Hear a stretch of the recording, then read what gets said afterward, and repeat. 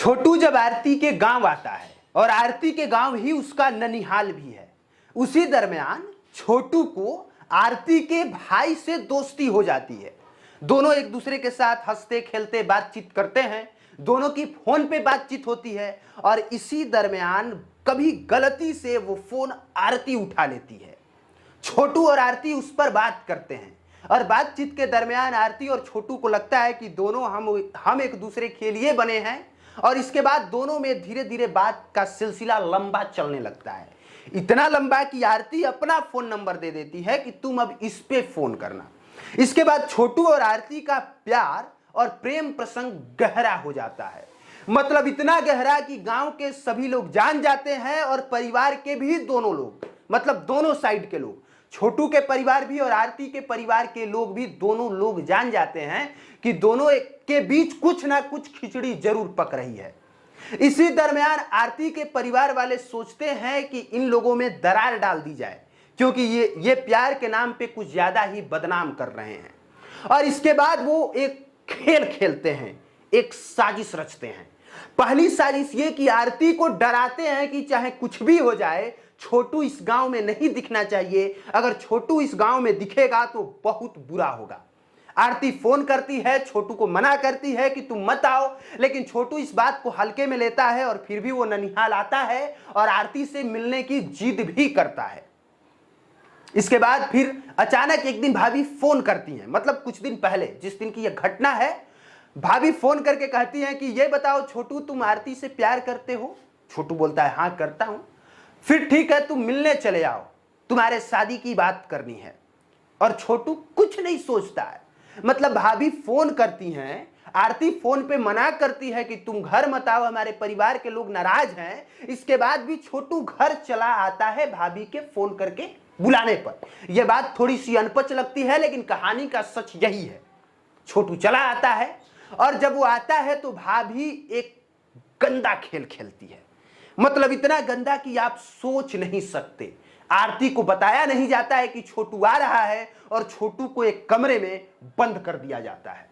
आरती दूसरे कमरे में रहती है और इसी दरमियान आरती उठ के जाती है बाथरूम करने। और जब वो बाथरूम करने जाती है तब देखती है कि छोटू यहां बैठा है। वो आश्चर्यचकित होकर कहती है, छोटू तुम यहां क्या कर रहे हो? छोटू कहता है, तुम्हारी भाभी ने ही तो बुलाया है। आरती बोलती है, कुछ ठीक नहीं है, निकल के भाग जाओ। और तब तक से घर के सभी लोग अपने हाथ में जो भी मारने का हथियार हो सकता है वो लेके आते हैं, छोटू पे टूट पड़ते हैं और पीटते हुए पूछते हैं, ये बताओ छोटू, आरती से प्यार करते हो? पीटते हुए हालत में कहता है छोटू, हाँ करता हूं।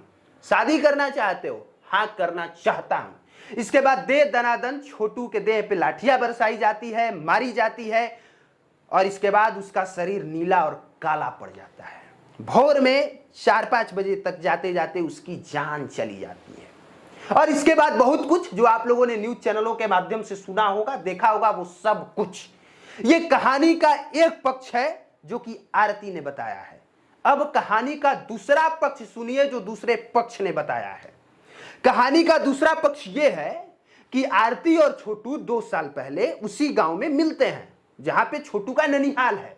और जब वो मिलते हैं तब आरती और छोटू दोनों एक दूसरे से प्यार करने लगते हैं, फोन पर बातचीत करते हैं। दोनों के बीच प्यार प्रसंग, प्रेम प्रसंग और गाढ़ा हो जाता है, इतना गाढ़ा कि गांव के सभी लोग जान जाते हैं। और आरती के परिवार वाले मना करते हैं, आरती को समझाते हैं कि प्यार की दहलीज पे घर की इज्जत को न उछालो, बहुत बुरा होगा। आरती नहीं मानती है और शादी करने की बात पर अड़ जाती है। परिवार वाले फिर भी मना करते हैं कि अगर तुम ऐसा करोगी तो कुछ भी ठीक नहीं होगा। आरती नहीं मानती है, लेकिन छोटू बेरोजगार है इसलिए वो शादी नहीं कर सकती। वो छोटी से कहती है, तुम कुछ कर लो, इसके बाद हम लोग शादी कर लेंगे। छोटू कुछ करने की जुगत में रहता है और इसी दरमियान आरती फोन करती है, छोटू सभी लोग सो चुके हैं, तुम घर चले आओ। मिले नहीं हैं हम लोग मिलेंगे एक दूसरे से। और आरती के बुलाने पर रात के 2 बजे छोटू चला आता है, घर की दहलीज लांघ के घर की इज्जत उछालने के लिए। और इसके बाद दोनों मिलते हैं और मिलने की बेशर्मी की सारी हदें पार करके वो बाथरूम में घुस जाते हैं। घर का कोई सदस्य देख लेता है और देख लेने के बाद आपको पता है कि अगर कोई अपनी बहन, कोई अपनी बेटी को अगर इस हालत में अपने ही घर में देखेगा तो वो क्या करेगा, सबको पता है, और वो यही करते हैं। इस दरमियान एक और ट्विस्ट ये कि मारे जाने के बाद, घर के लोग डराने धमकाने के बाद भी छोटू कहता है कि मैं इसी लड़की से प्यार करूंगा, मैं इसी लड़के से शादी करूंगा। आरती भी कहती है कि मैं करूंगी। परिवार के लोग और उग्र हो जाते हैं और बढ़िया से पिटना शुरू करते हैं, और फिर वही कहानी जो आप लोगों ने सुनी। और ये वो कहानियां हैं जो आपको बताई गई हैं। जी हाँ, ये वो कहानियां हैं जो दो पक्ष अलग अलग बता रहे हैं। एक कहानी जो आरती बता रही है, जो हमने पहले कहा, और एक कहानी जो कि आरती के परिवार वाले बता रहे हैं। आरती बता रही है कि भाभी के कहने पर और भाभी के बुलाने पर छोटू आया था, और आरती के परिवार वाले कहते हैं कि आरती ने खुद बुलाया था। सर सच क्या है पूरे बिहार को नहीं पता, लेकिन जिस तरीके से छोटू को मार दिया गया ये कहीं से सही नहीं है। पूरी कहानी का पेच इसी में फंसा है। छोटू रात में मिलने 10 बजे भाभी के बुलाने पर आया था, या रात में 2 बजे आरती के बुलाने पर आया था। अब सच सुनिए, ये तो वो है जो मीडिया ने बात का बतंगड़ बना के रखा है और दिन रात वहां भीड़ लगा रहे हैं इस नाम पर कि हम सच लेके आएंगे। कोई घर दिखा रहा है, कोई छोटू को फूल माला पहना रहा है, कोई छोटू और आरती नहीं मिल रहे हैं तो पालना में 5 साल के झूल रहे बच्चे के आगे माइक लगा के सच निकाला जा रहा है, कोई गांव के किसी सदस्य से कुछ पूछ रहा है तो कुछ और। ये मीडिया इस बात का बतंगड़ बना रही है। सर सच क्यों नहीं बताते? रात में वो 10 बजे पहुंचा हो या 2 बजे आरती के बुलाने पर पहुंचा हो या भाभी के बुलाने पर, सच तो ये है ना कि उसे मारा गया है। सच तो ये है ना कि उसका नाखून उखाड़ उखाड़ के तड़पा तड़पा के मारा गया है। सच ये है ना कि उसे करंट दिया गया है। सच ये है ना कि आरती का अब अपने ही परिवार वालों पर इस कदर भरोसा टूट गया है कि वो अब अपने आप को सुरक्षित अपने परिवार के हाथों में नहीं, बल्कि वो महसूस कर रही है खुद को छोटू के परिवार के हाथों में सुरक्षित। और ये सच है और न्याय यहां होना चाहिए।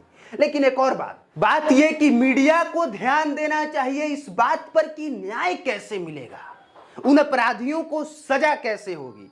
पर अफसोस कि यहां मीडिया तो कुछ और गुल खिलाने में लगी है। वो कुछ और ढूंढ रहे हैं, कोई और एंगल निकाल रहे हैं ताकि मसाला मिले, लोग इसे देखें बस, और देखने के बाद आनंद लें।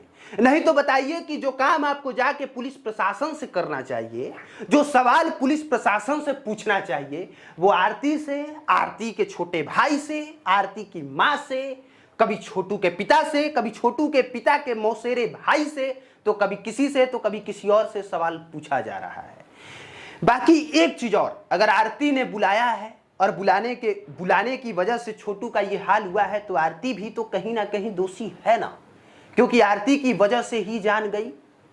अब आरती लड़ाई लड़े न लड़े, प्यार करे न करे, छोटू की तो जान चली गई।